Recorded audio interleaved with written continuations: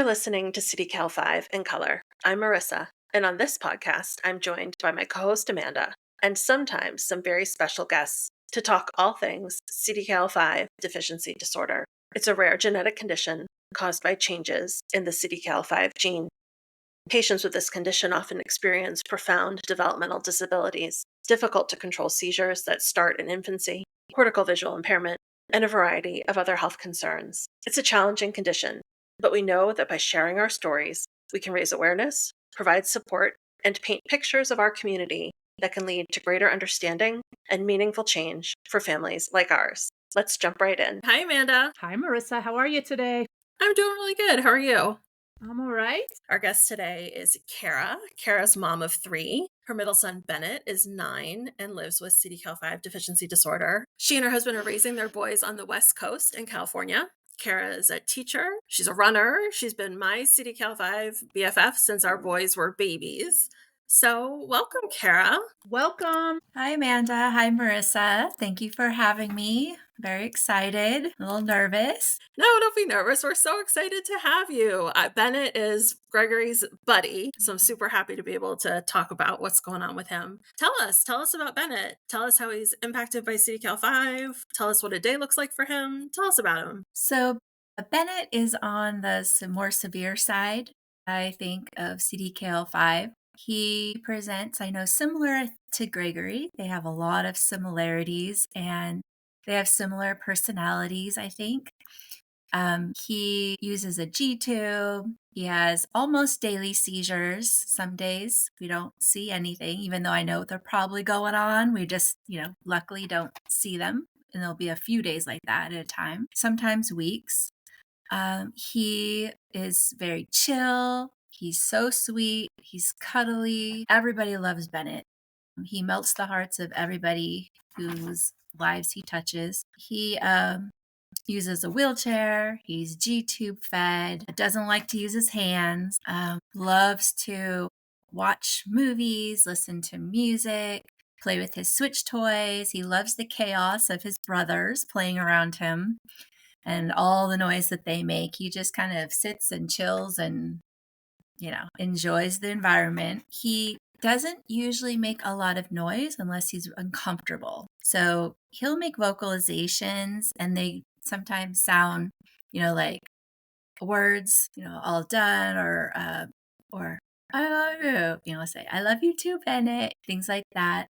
But he doesn't really cry unless he's having a seizure, and he doesn't complain or make uncomfortable noises unless there's something wrong. So if he is insistent making these kind of noises like, pay attention to me, then I know it's something bad, like, stomach ache and he's going to throw up, or a seizure, big seizure coming on, or he's getting sick, or he's got like a clog, like a mucus plug, or something really uncomfortable. I can relate to that. Gregory is very similar. He's very quiet, usually.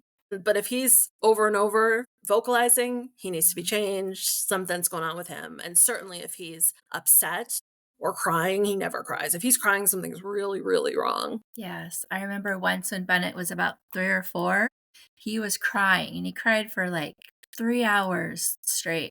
And I was like, I need to take him to the ER. But I thought, what are they going to say to me? But your kid's crying? But I knew it would be something really bad. And of course, he has aspiration pneumonia. It is something bad. And he hasn't really cried much in the past few years. But I remember thinking, well, what are they going to say? What, your kid cried? Yeah, that's so true. It seems silly, but we know our kids best, right? How is Bennett's relationship with his brothers? You said he likes the commotion. Yes. It's different with each brother. So he has an older brother, Parker, who will be 12 next month. Their relationship has always been a little rough. I think he's deeply bothered by it, but also doesn't know how to vocalize that. And he doesn't interact with Bennett that much.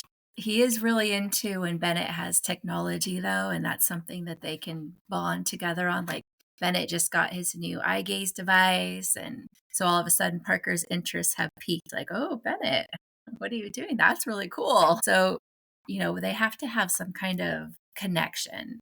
and then that'll kind of bring them more together. But other than that, they don't have a lot, in common. And Parker kind of does his own thing. And he gets really, really upset, of course, when Bennett has to go to the hospital. He's worried he's going to die every time he goes. He also doesn't like one of his parents being gone. So it's like that part, oh, mommy's now going to be gone for, a week or two in the hospital. So that part's rough. He understands that he has a genetic condition and he knows what it is. He knows he was born with it. He knows he's disabled. He understands a little bit of the genetics of it. But other than that, I don't think that his mind can really understand what, the future could hold. And then his little brother, Weston, just turned 6. And Weston is so loving to everybody and full of energy. He loves Bennett. I know he wishes that he could play with him more, but he tries to include him whenever he can. He'll bring Bennett toys. He'll color something for him and leave it on his lap. He'll give Bennett kisses and hugs goodnight and say he loves him, and he's very sweet.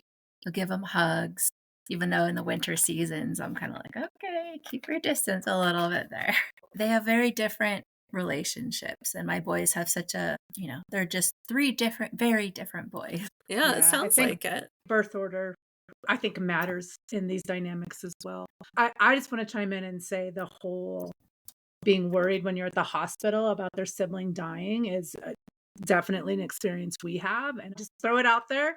If you have siblings at home and you have a younger kid and you're just kind of starting to get into these hospitalizations, you do need to consider having this conversation with them. I was gone like 3 weeks, almost 4 weeks for a hospital stay one time. And she'd been able to come visit like a couple times. And until I got home, she really didn't break down and say, I thought she was going to die. Like, she really struggled the whole time about something I totally wasn't even paying attention to. So it's a good idea to have that conversation early, I guess, is one thing I take from every sibling.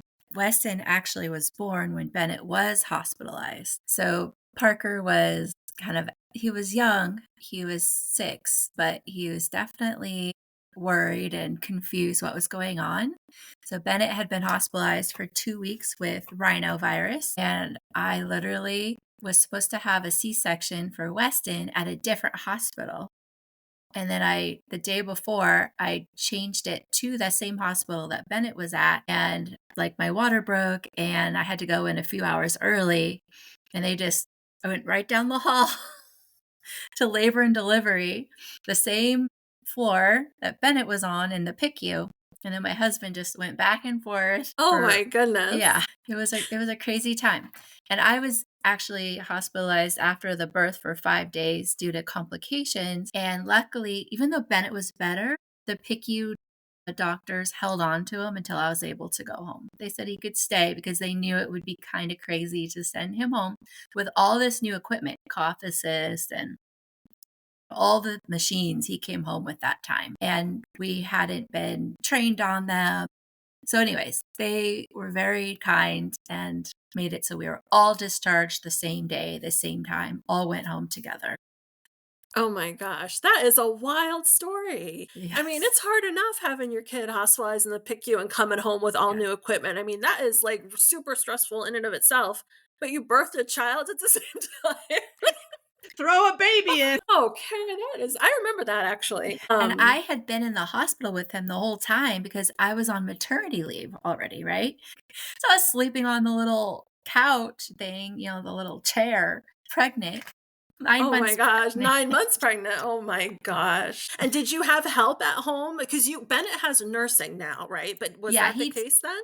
No, but he was in the hospital, so he doesn't have it when he's in the hospital. But I think Jeff's parents or his dad came to stay at our house to help out. Wow, what a story. But you have help now in terms of nursing at home. I want you to tell us about that because that is something a lot of families wish they had and don't. You're in California, luckily, which provides some pretty good services for medical families. Tell us about that. You're getting support from your state and what nursing looks like for you and how it's helped your family. Yeah, so I don't know how much to go into the programs and the logistics of that. I'm not sure what people are knowledgeable about that aren't in California. Even parents that are in California usually don't know about these programs until another parent tells them. That's how I found out through another CDKL5 family that let me know, like, wait a minute, you have all these supports that you can apply for. And I had no idea. Doctors didn't tell me, therapists didn't tell me, nurses didn't tell me, nobody.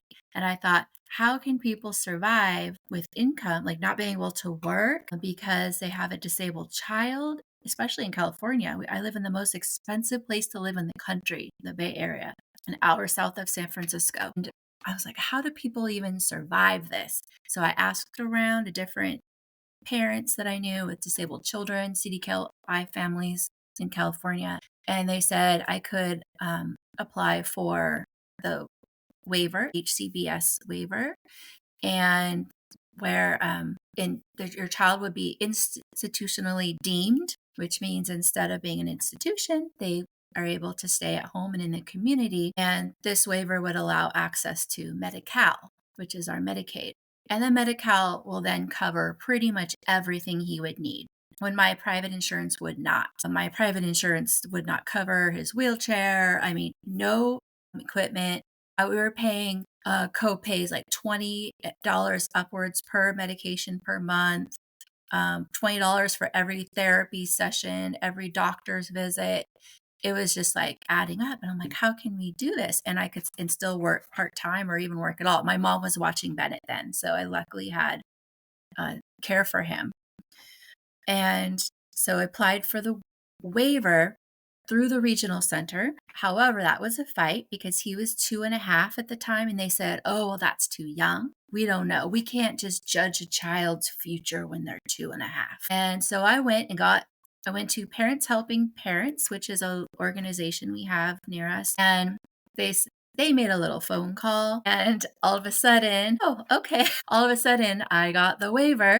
And he was only 2.5. And then he was able to start getting fitted for his wheelchair for when he went into school. And then also that opened the door for me to get something called in-home support services, a program that we have that's only in California, that's specific to California, the in-home support services. And you have to be on Medi-Cal or have a Medi-Cal waiver in order to apply for it. And due to Bennett being institutionally deemed, he had Medi-Cal, and therefore I could apply to be his provider for care hours. So I get paid monthly for caring for him, 283 hours a month, which is the cap. That's the most that you can get. And so also with that, he is also a part of what's called California Children's Services, which is also covered with the Medi-Cal, but it covers things Medi-Cal won't. They kind of share costs. And so he gets OT and PT through them and in-home nursing. So California Children's Services is funded by federal, state, and county funds, and they pay for his nursing services. He started getting in-home nursing services when he came home from the hospital with his G-tube when he was 5. It was around that same time. And it was just to the point where we were at this point where my mom could not watch him anymore. She was too nervous with the G-tube and the seizures and before that we had to feed him by, mouth purees. It would take hours a day. She had actually been feeding him at one point and he had a seizure and in the middle of it and aspirated. And it was a horrible thing. So she was like, nope, sorry, can't do it. So in order for me to go back to work, I really need to find a solution. And so when he was in the hospital, the social worker mentioned that he would qualify for in-home nursing. I'm like, really? I had no idea. And so we applied, and he did not qualify through my insurance, but he qualified because it was on Medi-Cal, and CCS picked up the bill. So he gets 40 hours a week of nursing. Usually in the hours are determined between you and the nurse, and it's an LVN. So ours comes from about 7:30 to about 3:30, Monday through Friday. We worked it out so I can take my kids to school and not have to bring Bennett with me in the van and, all that stuff. And then also be able to pick them up from school. And then I work 2 days a week. So having the nurse allows me to work part-time, and I'm a third grade teacher. I've taught for about 22 years, and 10 years of that I worked part-time. I share a classroom, and I'm just so grateful to be able to still work. So I have this balance of being able to still have my career. I work 2 days, and then the other, 3 days of the week, I'm able to, with Bennett's nurse, do his therapies, take him to his doctor appointments. And it's great to have someone with me because I'm always so scared to drive alone with him in the car because he'll have seizures, vomiting, all kinds of stuff. So I always have someone for his appointments to come with me. And I also get time to go to the grocery store, go to the gym, clean the house, do anything else that I need to do. So I am very, very grateful that we have this. And I'm very grateful for his wonderful nurse. We're on our third one in a little over 4 years, 4.5 years, which isn't bad. We've had very stable, wonderful nurses. Our last one left because he went back to get his RN and could not do both. So we were very sad, but our new nurse, she's wonderful. So we're very thankful. We also get respite care through the regional center. So they will pay someone, I think it's minimum wage, to watch Bennett and let us have a break like on the weekend. So we are also so lucky because we met our care provider through another CDKL5 family who actually used to live in the same city as us, but they have since moved a little bit further away. And they went to the county school. And this care provider was their daughter's aide at that school. And so she is familiar with seizures, CDKL5, feeding tubes, caring for disabled children. And she's wonderful. So we have had her as our respite person for many, many years, probably since Bennett got respite when he was about 3. So she'll watch Bennett, and we pay her extra out of pocket for the other boys, but then she gets paid through the county for Bennett. And so once a month, my husband and I get like a date outing, which is wonderful. And we're so grateful that we get to do that. If it weren't for her, I don't think we would, because I don't know who else I would have to watch Bennett on the weekend. Sometimes with their nurses, they can be flexible and, like, for example, won't work one day during the week and then they'll work a day on the weekend. So we've done that in the past where my husband and I have gone out of town for the weekend for like a wedding or something, and his nurse will come for the weekend during for about 8 hours a day, and not work, during that week, those days, so that the hours kind of equal out. And then Jeff's parents will watch the other boys. So the nurse will get Bennett up, do his meds, do his feeding, and then at night put him on his BiPAP, do his meds, all that stuff. And then the grandparents just have to monitor at that point. And if the nurse has any concerns, like if he was sick or something, then they would, make sure things were all taken care of and would probably stay longer or, call the doctor if needed. So we get a lot of care time. Yeah. That's excellent. That's how it should be. That's how it should be for every family. They should get the support to spend time with their spouse and have time to do other life stuff, because our kids need 24/7 care, and it's really hard to find a break from that because, like you said, who else can you ask to watch them? You has to be somebody who has training and skills and knowledge, and it's really difficult. And Amanda, we've heard that a lot. Like, they don't know about the programs in their state from the people who should be educating them, like their doctors, like their school teams, like whoever. Most of people are finding out from other families who've been through it in their state. Yeah, it's important to connect locally with families for these reasons. And, we have really pretty robust support in Colorado. However, qualifying for hours and getting someone to fill them can be very challenging. We have a lot of healthcare that's regional here, so it's very hard to compete with hospital systems on pay. And there's not a lot of LPNs that are training anymore because you can't do anything at the hospital level with that here. So I love that you piece together this puzzle of people, and they've been very consistent, because that's a challenge that people don't think about, though. Just because we have funding doesn't mean we have employees that will come and utilize it. Yes, I have so much support, and I keep saying it, but I am so thankful for all the support I have. My husband is Bennett's number one caregiver when he's home, pretty much. He takes ownership of doing Bennett's meds, his feeding, he changes him. He is like very hands-on. And also our grandparents are very helpful. And I also have a really, really good friend that lives in my town whose son is also disabled and he's Bennett's age. He has a very, very rare disorder though, like one of two in the world, but they have the same therapist. I helped them also get all the things that we have. So they also got nursing. They have the same home teacher. They have the same therapist, the same everything. So it's great to have that support, like someone who understands what you're going through and understands that life. We're very grateful. It must feel good to be able to pay your knowledge forward to other families too. Yeah, I've helped a few different families in my area get the in-home support service, the nursing. And when both families that I'm thinking of that I really helped get the nursing, honestly, it took convincing them first that they needed it or that it wouldn't be intrusive and that it would be helpful and it would be life-changing for their family. I think a lot of people are kind of wary about the idea of having someone in their house 8 hours a day. I'm just used to it now. They know my crazy family.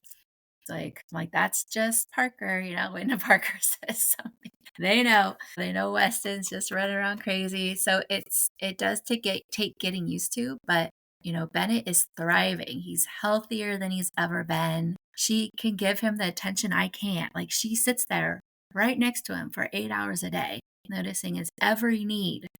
I can't do that with two other kids and all the stuff I have to do in the house. So he gets so much more care. Also, when he's sick, he can stay home longer because he has the nurse. I'm like, okay, we just gotta get it through until the nurse gets here, So he's only been hospitalized, once in the past year, and then once the year before that, when before it was like every couple of months. Yeah, that's incredible. It makes such a difference. I mean, when our kids are sick, it's really a 24/7 on top of normal, it's even more than normal, the attention that they need. And I know our boys have a similar like sick plan and all the equipment and I'm going through it right now. I don't know if anybody can hear Gregory in the background. He's been home all week sick and I'm exhausted. And not only it just drains you because you have to be on top of it and doing so much when they're sick to keep them out of the hospital. But the fear of what's going to happen. I mean, when my son first gets sick, I have a lot of anxiety about, well, how bad is this going to get? Inevitably, it's worse in the middle of the night, and having somebody else there to talk it through, I think must be really helpful emotionally too. Oh, I know that feeling. That one croupy cough, that one 99 point something temp. And then I'm like, no, like it's starting. And, you just feel that feeling of dread and panic and worry, concern, like, what is this going to turn into? It is the worst feeling. And just waiting for it to roll on. And you're like, how is this going to turn out? Right. And inevitably it's going to get worse before it gets better. So how bad is it going to get? And it's scary. And you and I have both had the same experience of realizing we should probably be going to the hospital and trying to make it there ourselves and getting there and our kids have bombed by the time we get there. I said to my husband, we have to just call an ambulance. Like we can't try and do this. I know you've had that experience too. I've learned my lesson. Yeah. I always call an ambulance now. Mhm. Because yes, I've gotten there and he's at 70% oxygen and it's just not worth it. And the whole drive there, I'm just, it's scary to drive that. And our hospital is 45 minutes away with no traffic. And this is the Bay Area, so there's always traffic. So it's just not worth it. And so I always just call an ambulance. I try not to feel guilty, but because I'm like, that's the safest route for him. And even last time he went to the hospital where he had aspiration pneumonia and parainfluenza, he gets to the hospital and the paramedic, she was like, He didn't even need oxygen. Like, he's fine. But then he was in the hospital. Then he got admitted, he was in the right? hospital for a week. Right. So you People always don't feel know. judged. You always feel judged as a Yes. parent, no matter what you do. Because then I felt like, am I the mom that's overreacting? I had talked it through with his nurse. When she starts, they're always so calm. So when they start getting a little worried, you're like, this is not good. I called his pulmonologist, walked it through with her. She's also always like very calm. And when she was like, oh yeah, maybe you need to bring him in, I was like, okay, that I have permission now to feel the way I feel. And I'm going to do the safest route instead of trying to be super mom all the time. Yeah, absolutely. I feel the same way. And I'm sure there's moms out there that are like, you guys are nuts. You don't need to feel bad about it. But taking up an ambulance, maybe that somebody else could need. But at the end of the day, our kids need it too. They need the support, they need the help too when they need it. And nobody should feel bad about getting the kids what they need. I think sometimes too, because we have so many tools at home, try and do much more than honestly a mom should be expected to do. We really do. And sometimes I'm blown away by just how much we're doing. It's Yeah, wild. we have all the same equipment as the PICU. I do deep Yes, exactly. sectioning. I know how to do all that stuff. And then I start thinking, should I have to do this at home when he's sick? Like, this is insane. Should I have to know how to triage when his oxygen drops into the 60s and then I have to bring him back up and he's on 6 liters of oxygen because I have it? Or should I be having him in the hospital? But I'm like, oh, well, he's okay now for now, but in 30 minutes, he might get another clog. And then again, it's triage time again. And I can only handle so much. And then when I Exactly. have to pick up my other kids from school, I could easily be very distracted by them and then look away for 1 minute and come over and Bennett's in distress. So because his nurse, she leaves at 3 or 3:30. So it's like, it's not 24/7 care. And, we can't be on 24/7 hours a day. You know what I mean? So when it gets to that point, I'm like, okay, I need to take him in. Or when I feel like I can't sleep, I don't feel safe going to sleep, like I'm worried what's going to happen overnight, then I know that's my sign. If I don't feel like he's safe to go to sleep or for me to sleep. Yeah, absolutely. No, I think we take on quite a bit. And, it really surprises me all the time. It's a lot. It's a lot. I don't really know what else to say about it. It's a lot. And we all deserve to have the nursing support to help us.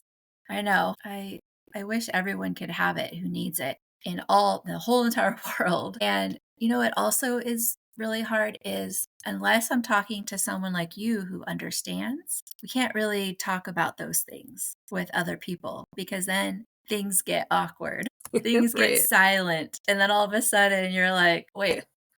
Oh, whoops, I brought the party down. It's like, oh, what'd you do today? Oh, I was, deep suctioning and then oxygen dropped and then I had to do this and then he vomited all over me and then they're like, right. I know. You have to sort of know who you can share that type of stuff with and then try and share some, but not all with other people because, yeah, they don't get it. And I think people would be really surprised if they came and stayed in our houses for a day. yeah, we don't really have people come over unless they're people that work for Bennett.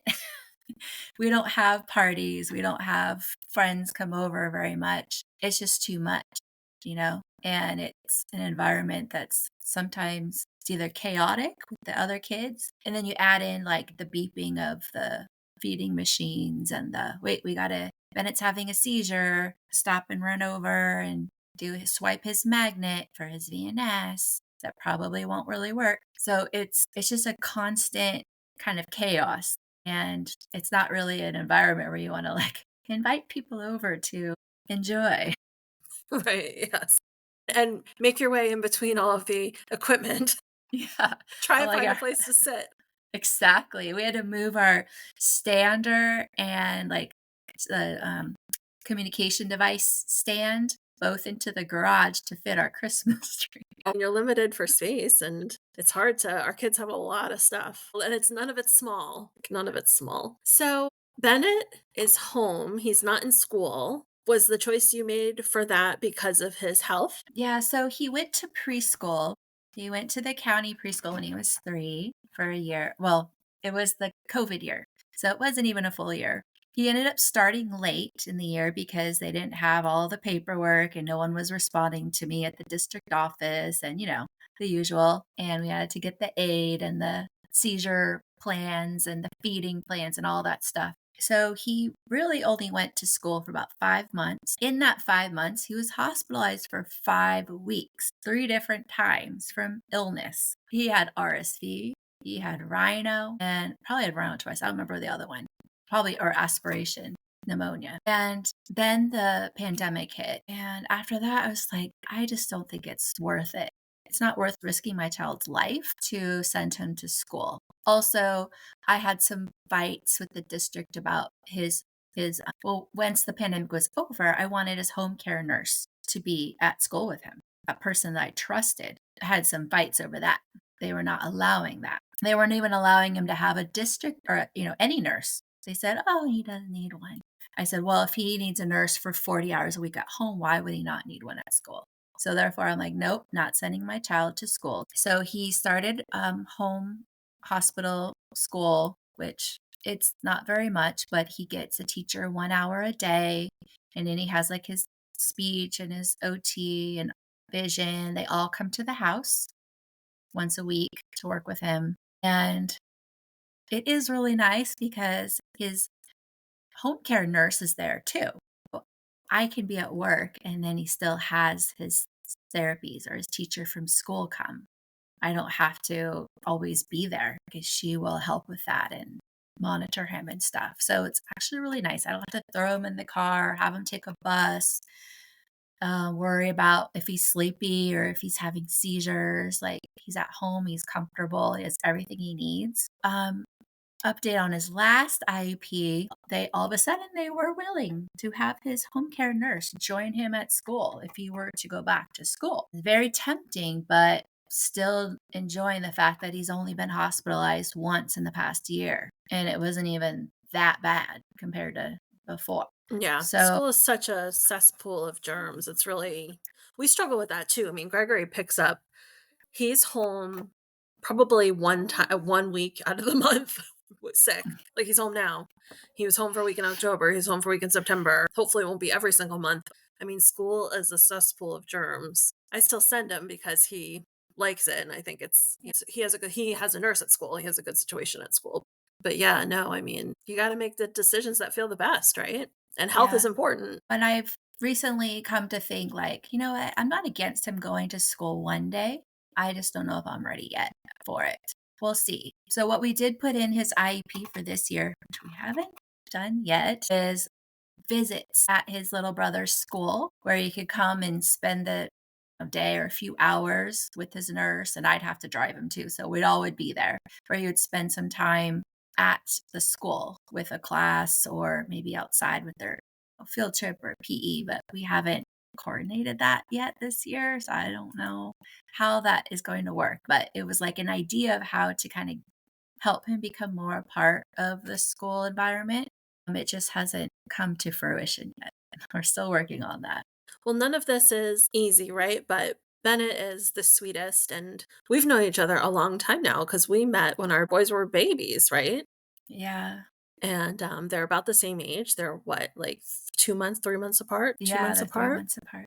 Yeah. So we've been able to grow up doing this together and follow each other. And I'm so glad both of our boys are still here. I know we have a small group of boys that were born around the same time, and not all of them are still here. And, you never really know how things are going to turn out, but I'm glad he's doing well now. And they're going to be 10 next year. I cannot believe that, but it's just so nice to have been able to have a friendship with you and have our boys. I wish they could meet one day. We're totally across the country from each other. You're out in California, I'm in Connecticut. Like we could not be further apart, but maybe one day there'll be a reason where they could hang out. I would love for them to have a picture side by side.